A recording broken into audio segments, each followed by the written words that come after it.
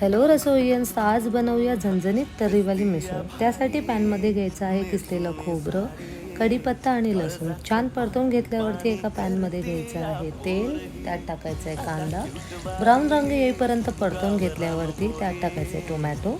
सगळ्यांना एकजीव करून छानपैकी मिक्स करून घ्यायचं आहे। कडधान्य धुतल्यावरती त्यात टाकायचं आहे पाणी, हळद, तेल, मीठ।